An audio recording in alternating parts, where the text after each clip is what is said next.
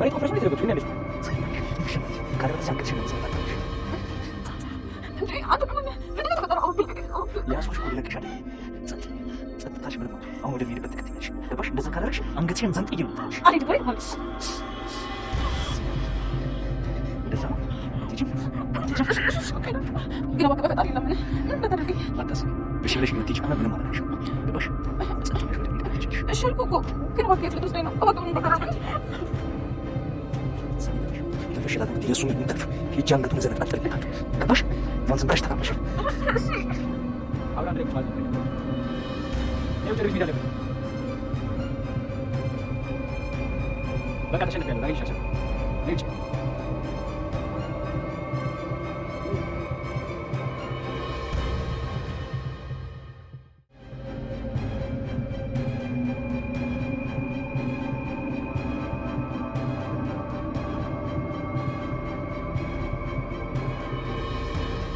وانت لازم تشتي ندير سرقلك قبل نقرب بيرو زمان كريم ميام زين سرقتك بيرو انت وريت مايد رفعت طبتي انا سوق سنه ما يفتش انا كم مجمره مستلين لكم يا مال انت تاوي بقى مين ولاش بتعرف لا انت كيف هنا يوالد لك هنا مستني كم مود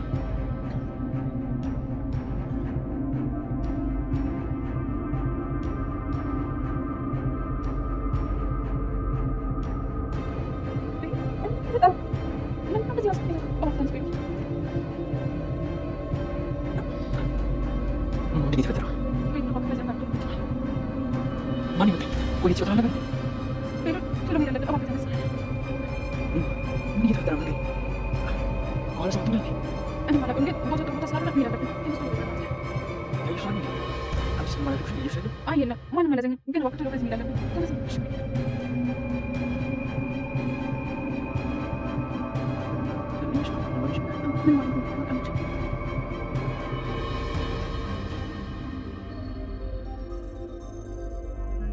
انا من مسالش ሁለቱም ልጆችሽ ቤት ውስጥ ነው ያሳዳቸው ላይ እንጀምር ስላለብኝ ያው እንት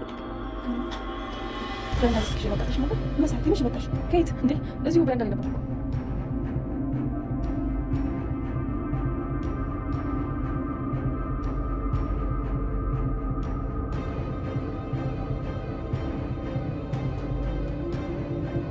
እና ንቀት ነው ይሄ ሁሉ ስቃላ ጻጋሽ አይ ንቀት አይደለም አንዳስ ብላስ ነበር አሁን ጋር ማክሽ ነገር ነው አቤት ማለት እስኪዘጋሽ ድረስ በጣም ጥቃት ይልከሽ ትክክለኛ ነገር ነው ሰለኝ ተቀምጥ ተቀምጥ ናይቴ ባይዶት ያለቀሽ ነው አሁን ከቻት ከቻት ወረሻት እሺ ወጣለ ስሚ ደግሞ ለይሽ ማንንም ሰው አስሞ ምን ነገር እንዳደረጋት በትሆነ መጠጥ ማለት ነው እሺ አሰጣት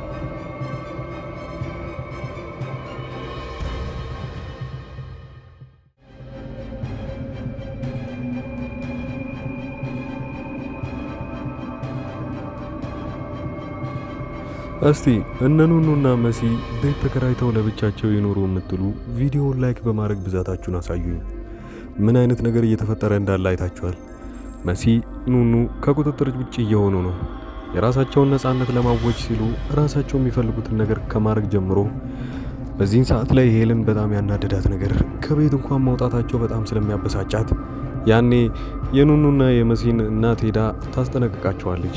ልጆችሽ ከቁጥጥር ውጭ እየሆኑ ነው፣ እኔ እንደ ልጆቼ በደንብ ስለማያቸው በዚህ ሰዓት እንኳን መቀጣት ይኖርባቸዋል ብላለች።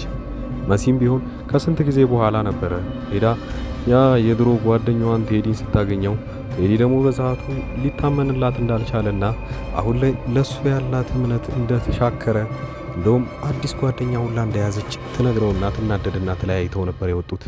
ግን አምሽታ ወደ ቤት ስትመለስ ስለሷ እየተወራ ነበረ። በሰዓቱ ምን ማድረግ እንዳለባት አታውቅም። ከመዚህ በላይ ግን ትልቅ ችግር ውስጥ የገባችው ኑኑ ነበረች። ኑኑ እንደ ሌላ ጊዜው ያው ቤሉልን በድብቅ ማታ ላይ አግኝታው ወክ ሊበሉ ይወጣሉ። በሰዓቱ ሁለቱን የሚያፈቅሯት ሌሎችም አሉ። አንዱ አዶኒ ነው፣ አንዱ ደግሞ ጆ ነው።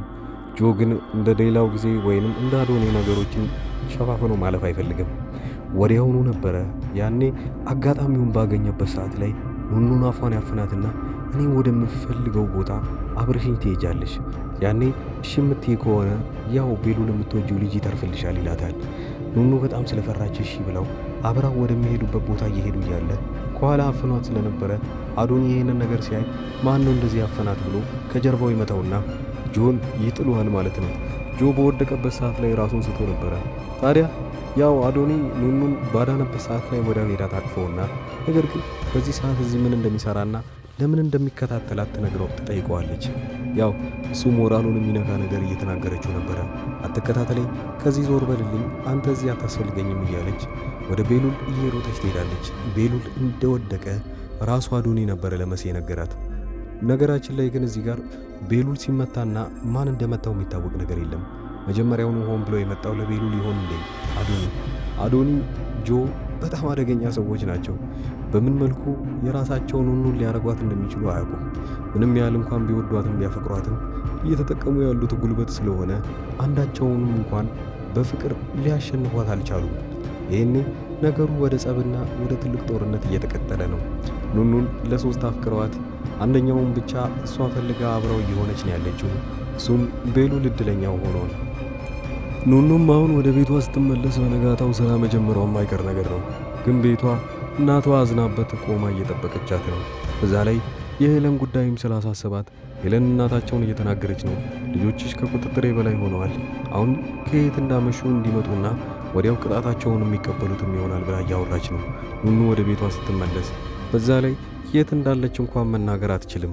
ምክንያቱም ከቤሉል ጋር ነበርኩኝ እንደዚህ አይነት ሰው ይዞኝ ብላ ከተናገረች ከቤሉል ጋር ድጋሚ እንዳትታይ ተብዬ ተነግሮች ነበረ ተብሎ የባሰ ሌላ ጥፋት ማጥፋቷ የማይቀር ነገር ነው። ያመሸችበትን ምክንያት ለአንዳቸውም ቢሆን መናገር የለባትም።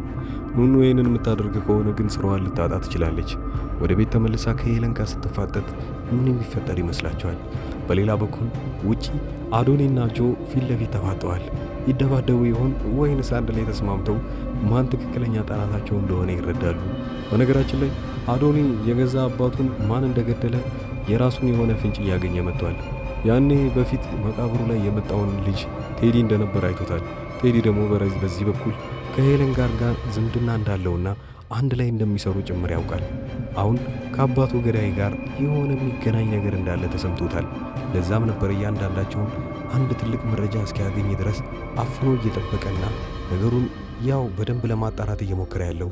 ሄለን ከሁሉም በላይ ያስፈራት ነገር አሁን አዶኒ ያው ጭራውን ይዞታል። ስለዚህ እስከ መጨረሻው ድረስ ይህን ይዞ የሚሄድ ከሆነ የኔንም ጉድ እስከ መጨረሻው ማወቁ አይቀርም ተብሎ ነው የሚታወቀው። ኤልሱ በራሷ በኩል ምግብ አትበላም። ብዙ ቀናቶች እየሆኗት ይመጣሉ። አሁን ድረስ እዛ ቤት ውስጥ ተደብቃ ቁጭ ብላ አንዴ ወደዚህኛው አንዴ ወደዛኛው አድኑኝ እያለች ከአዶኒ ጋር እየታገለች ነው ያለችው። ከውጭ ግን መውጣት ብትፈልግም ጆ ቶሎ ብሎ የራሱን ስራ ጨርሶ መጥቶ እስኪወስዳት ድረስ ተስፋ አድርጋ እየጠበቀች ነው። ጣፋንቷ ምን ሆነ ወደ ውጭ ከወጣች? እናንተ በዚህ ድራማ ላይ ያላችሁን አስተያየት እየሰጣችሁን በቪዲዮ በቅርቡ የምንመጣ ይሆናል። እስካሁን እየተከታተላችሁን ከሆነ ቻናሉን ሰብስክራይብ እና ላይክ ማድረጋችሁን አትርሱ። ከዚህ በመቀጠል የማሳያችሁ የራሴን የግል ማስታወቂያ ይሆናል። የምንልካቸው እቃዎችን እንያቸው። 2 ሳምሰንግ የተመሳሳይ ስልኮች ናቸው። እነዚህ ስልኮች በ17,000 ብር ብቻ አዲስ የመጡ ስልኮች ናቸው። ኦልሞስት 4 ወር አካባቢ ነው የሆኑት አዲስ ከወጡ ማለት ነው ስልኮቹ ራሱ። እና አንድ ሰው ብቻ ነው 2 ያዘዘኝ። ሌላው የሶላር እቃዎች ለምሳሌ ለዘመዶቻችሁ አገር ቤት ሊሆኑ ይችላሉ ያሉት እንደዚህ ሶላሮችን ያዘዙኝ ያሉ ዛሬ የምናደርሳቸው። ይህን ሶላር ትንሽ ነገር ልበላችሁ። በመጀመሪያ ደረጃ ይሄ የራሱ ማጠራቀሚያ ነው እና እነዚህ ሁለቱ ፓኔሎች ጣራ ላይ ተደርገው ሁለቱን ባንዴ ነው የሚሞሉት ወዲያውኑ ማለት ነው። በጣም ትልቅ ጉልበት ያላቸው ሶላሮች ናቸው እነዚህ።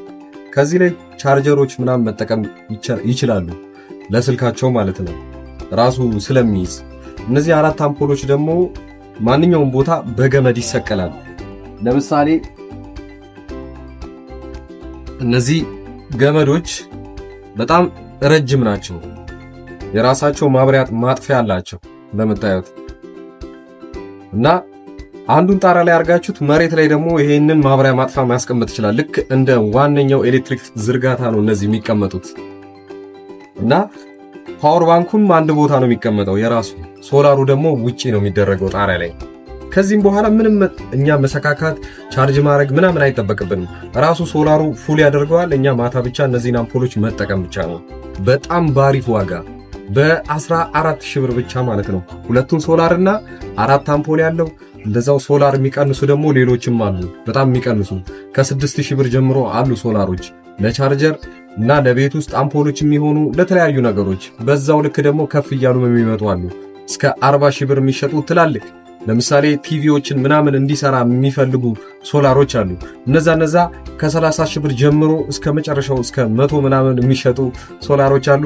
እናንተ የፈለጋችሁትን ማዘዝ ትችላላችሁ።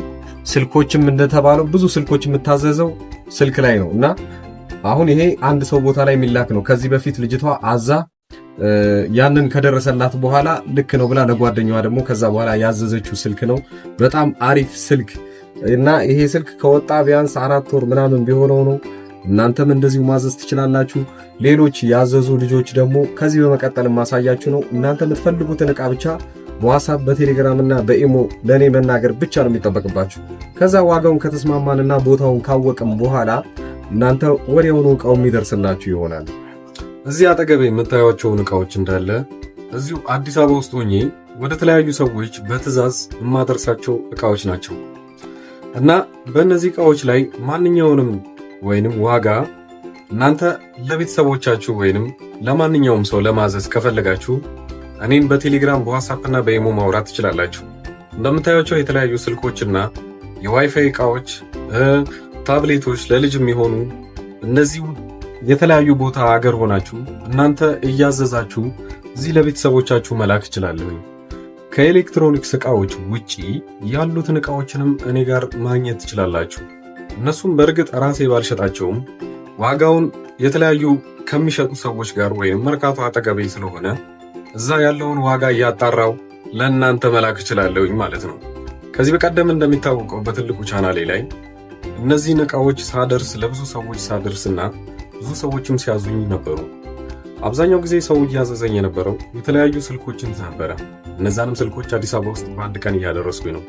ከአዲስ አበባ ውጪ ለሚገኙ ሰዎች ግን 2 እና 3 ሰዎች አንድ ላይ ወደዛ አካባቢ አቅጣጫ ሲያዙ ወዲያውኑ አደርስ ነበረ። ይህም የአንድ ሳምንት ጊዜ ብቻ ነው የሚወስደው። ይሄ ስራ አብዛኛውን ጊዜ እናንተን የሚያስፈራችሁ ታማኝነት ምን ያህል ነው የሚለው ነገር ነው። ያንን ደግሞ ማረጋገጥላችሁ ከዚህ ቀደም የላኩላቸው ሰዎች አብዛኛው በኢሞ እየመጡ የነበሩትን ልጆች ማንኛቸውንም እነሱን ማናገር ትችላላችሁ። እንደዛውም ደግሞ አንዳንዶቹ ለእምነት ብለው አንዴ ትንሽ ዕቃ ያዙና ያንን እንዳደረስኩላቸው ሲያውቁ በዚህ መልኩ ሌላዎችንም ዕቃዎች ማዘዝ ይችላሉ። የአበሻ ቀሚስ እና የተለያዩ ልብሶችም አሁን ትምህርት ሊጀምር አካባቢ የነበረ ጊዜ ደግሞ ቦርሳና ደብተሮች ብዙ ሰው አዘውኛል። ከልብ አመሰግናለሁ።